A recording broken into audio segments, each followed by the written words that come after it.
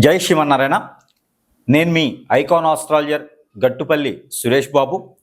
మనకి ఇప్పుడు గ్రహాలు ఈ 2025 సంవత్సరం మొదలైన తర్వాత మనకి అతిపెద్ద అనేక గ్రహాలు కూడా మారడం అనేది, స్థన మార్పిడి అనేది అవడం జరుగుతూ ఉంది.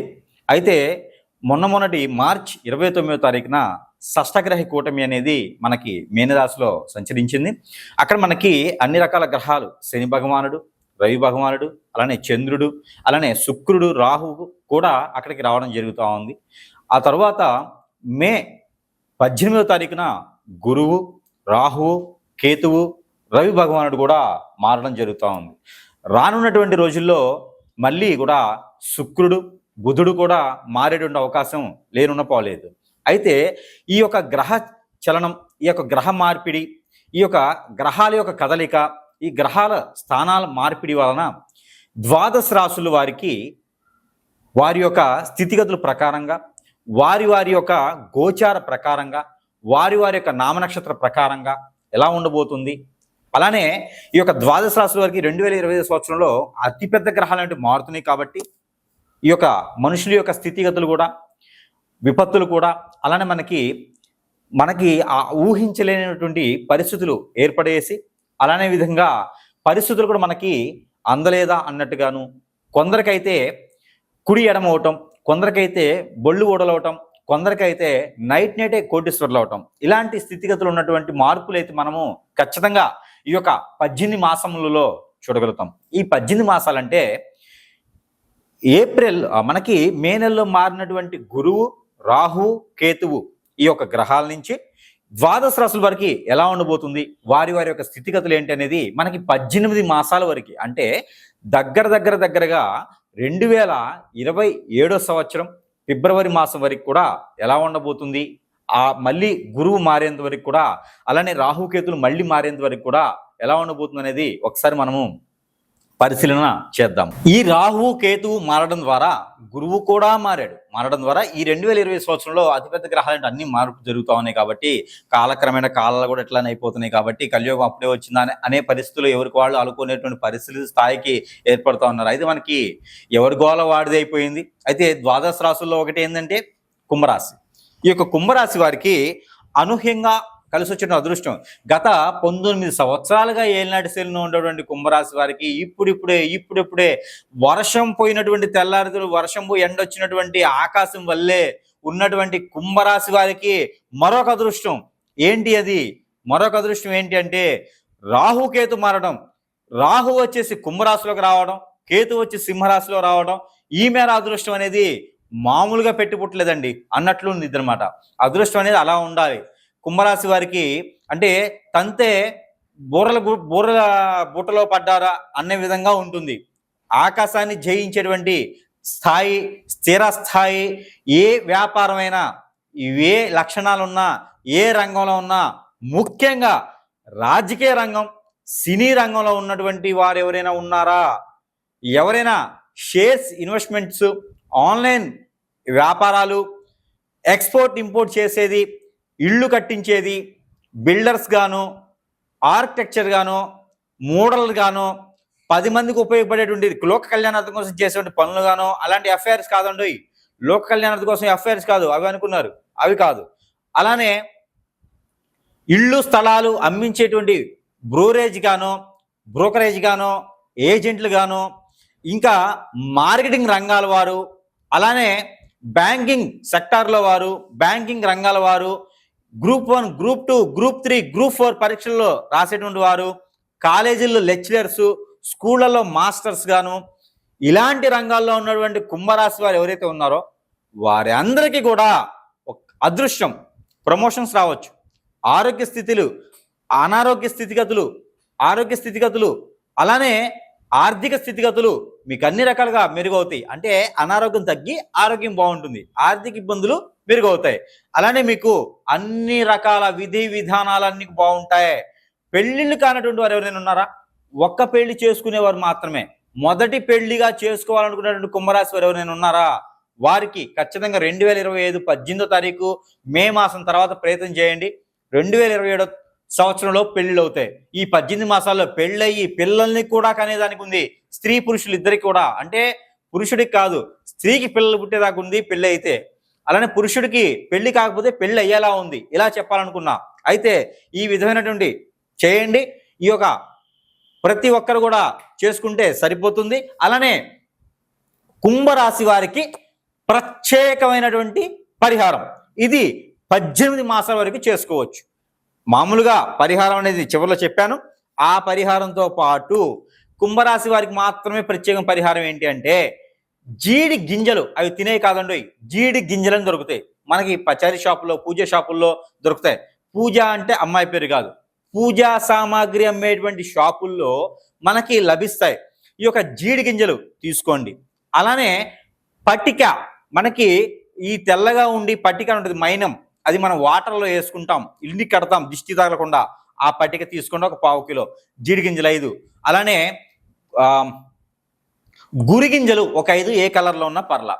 ఇవి మీరు ప్రతినిత్యము కూడా చేసుకోవచ్చు. లేదా వారంలో ఒక రోజు అయితే శనివారం చేయండి, లేదా బుధవారం చేయండి. ఇవి మీకు మీరుగా దిష్టి తీసుకొని పారేటువంటి నీటిలో వేయండి. ఇది కుంభరాశి వారికి మాత్రమే ప్రత్యేకమైనటువంటి రెమెడీ. అన్నిటితో పాటు ఈ పరిహారం కూడా మీరు చేసుకొని ఈ యొక్క 18 మాసాలు రాహుకేతు అటువంటి మంచి శుభదాయమైనటువంటి దృష్టి మీ మీద ఉండాలని నేను కోరుకుంటా ఉన్నాను. మీకు అన్ని రకాల మంచి జరగాలని నేను కోరుకుంటా ఉన్నాను. జై శ్రీమన్నారాయణ. ఇది మనకి ఈ యొక్క రాహువు కేతువు ఈ యొక్క గురువు మారడం ద్వారా ఈ యొక్క రాశి వారు చివరిగా మనకేంటంటే, ఈ రాశి వారు కనుక ఖచ్చితంగా ఈ యొక్క పరిహారం చేసుకున్నట్లయితే వారికి ఉన్నటువంటి ఆర్థిక స్థితిగతులే కాకుండా, పూర్వీకుల శాపాలు దోషాలే కాకుండా, మనలో ఉన్నటువంటిది ప్రకృతి నుంచి వచ్చేటువంటి చెడు నెగిటివ్ కూడా వెళ్ళే విధంగా, అలానే చేతబడి, నరదిష్టి, నరఘోష, హిప్నటిజం, బ్లాక్ మ్యాజిక్, మందు పెట్టడం లాంటివి ఉంటే వారికి సిమ్టమ్స్ బట్టి కూడా ఈ యొక్క రెమెడీ చేసుకోవడం వల్ల ఈ రాశి వారికి అద్భుతమైనటువంటి ప్రతిఫలం వస్తుంది. రానున్నటువంటి 18 మాసాల వరకు కూడా ఈ యొక్క రెమెడీ మీరు చేసుకోవచ్చు. ప్రతి 3 మాసాలకు ఒకసారి చేసుకున్నా కూడా సరిపోతుంది. అయితే ఈ రాశి వారు ముఖ్యంగా చేసుకోవాల్సినటువంటి రెమెడీ, సుబ్రహ్మణ్యేశ్వర స్వామి వారికి అభిషేకం, అర్చన, పూజ, హోమం, జపం, వీటిలో ఏదైనా సరే బుధవారం లేదా గురువారం రోజున ప్రతి 3 మాసాలకు ఒకసారి చేయించుకోవాలి. అలానే మీకు సమీప దూరంలో ఎక్కడైనా దత్తాత్రేయ స్వామి కానీ, లేదా సాయిబాబా వారు కానీ, రాఘవేంద్ర స్వామి వారు కానీ ఉంటే ఆ గురువుకు సంబంధించిన ఆలయాల్లో మీరు అరటి పళ్ళు అని మార్కెట్లో దొరుకుతాయి. మనకి అరటి పళ్ళు, మనం అందరం తినేటువంటి అరటి పళ్ళు ఏవైతే ఉన్నాయో అవి బాగా పండినటువంటి అరటి పళ్ళు, మనిషి తినగలుగా అంత పండినటువంటి అరటి పళ్ళుని తీసుకెళ్లి ఒక 12 డజన్లు లేదా 12 పళ్ళైనా సరే, 1 డజనా లేదా 6 డజన్ల లేదా 12 డజన్లైనా సరే, ఆ ఒక ఆలయంలో స్వామివారికి నైవేద్యం పెట్టి ఆ నైవేద్యాన్ని మీ చేతులతో ప్రసాద రూపంగా అక్కడ ఉన్నటువంటి భక్తులకి అందచేస్తే గనక మీకున్నటువంటి ఆరోగ్య సమస్యలు, విద్యా సమస్యలు, మందబుద్ధి, మైండ్ పని చేయకపోవటం, స్ట్రెస్ ఫీలు, ఇవన్నీ కూడా తొలగిపోయేలా ఉంటుంది. కాబట్టి ఈ మేర ఈ యొక్క పరిహారం ఈ రాశి వారికి. మరొకటి, మానస అమ్మవారి ఆలయంలో, లేదంటే గనక కుమారస్వామి, సుబ్రహ్మణ్య స్వామి నాగపడిగల దగ్గర, లేదంటే గనక అయ్యప్ప స్వామివారి ఆలయం, లేదంటే గనక ఏదైనా గురువుకు సంబంధించిన ఆలయంలో అటుకులు, బెల్లము, దాంట్లో పుట్నాల పప్పు వేసినటువంటి నైవేద్యం ఏదైతే ఉందో ఇది ప్రతి మంగళవారం, గురువారం లేదా మీకు కుదిరినటువంటి వారంలో అయినా సరే పెట్టొచ్చు. ముఖ్యంగా మంగళవారం, గురువారం రోజున కనుక నేను చెప్పినటువంటి ఆలయాల్లో కనుక నైవేద్యం పెట్టినట్టయితే మీ పిల్లల్లో ఎదుగుదల, నరదిష్టి, నరఘోష తగ్గి ఆర్థిక ఇబ్బందులని మెరుగుపడతాయి. జాబులో వెసులుబాటు కూడా మెరుగ్గా ఉంటుంది. అలానే విదేశీ ప్రయాణం ఎవరైనా చేయాలనుకుంటే ఈ రాహుకేతు దోషాలు కనుక మీకు కనిపిస్తూ ఉంటే ఖచ్చితంగా రాహుకేతు దోషాలు కొంతమేర తగ్గేందుకు ఈ యొక్క నైవేద్యం కూడా అక్కడ మనకి అమ్మవారి దగ్గర పెట్టొచ్చు, లేదా స్వామివారి దగ్గర మీరు నైవేద్యం పెడితే కనుక ఖచ్చితంగా మీకు మంచి ప్రతిఫలం ఉంటుంది. అలానే ఈ రాశి వారికి ఈ యొక్క పరిహారం చేసుకోవడం ద్వారా ఖచ్చితంగా ఆర్థిక స్థితిగతులే కాకుండా, ఆరోగ్య సమస్యలే కాకుండా, మరొకటి విదేశీయానానికి, అలానే ఎక్కడైనా డబ్బు ఇచ్చి ఉన్నా, ఎక్కడైనా మీరు ఇబ్బంది పడుతున్నా, ఆలోచనలు త్వరగా ఉన్నా, మీ యొక్క మందబుద్ధితో ఉన్నా, ఎలాంటి సమస్యలు కూడా తొలగిపోవాలనుకుంటే కనుక ఈ యొక్క పరిష్కారం మీ రాశి వారికి.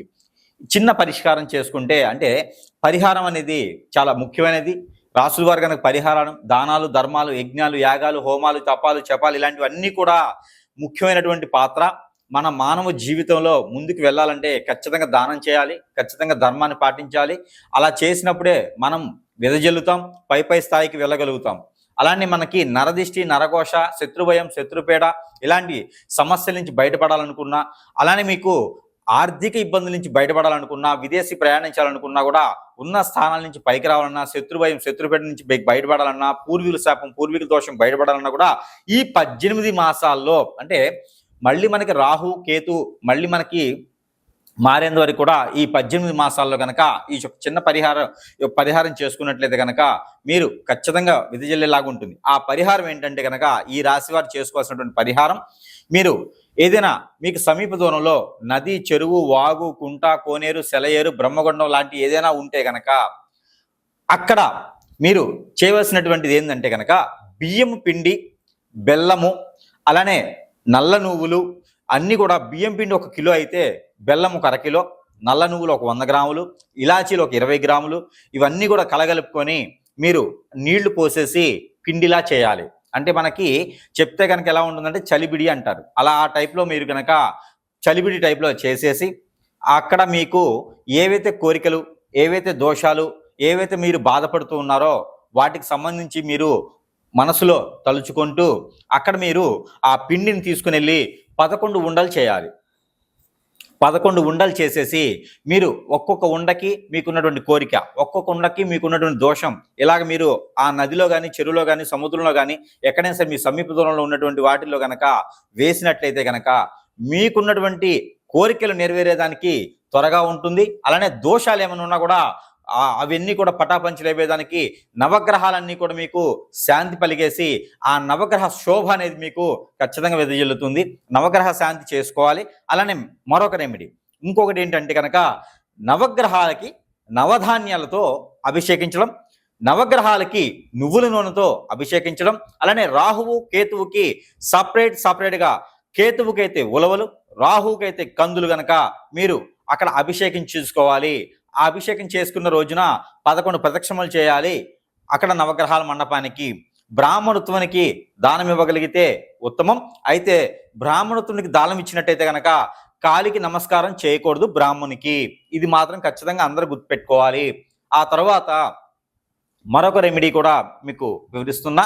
ఈ రాశి వారు కనుక ఈ రెమెడీ చేసినట్టయితే కనుక ఖచ్చితంగా మీకు పై స్థాయికి వచ్చేలాగా ఉంటుంది.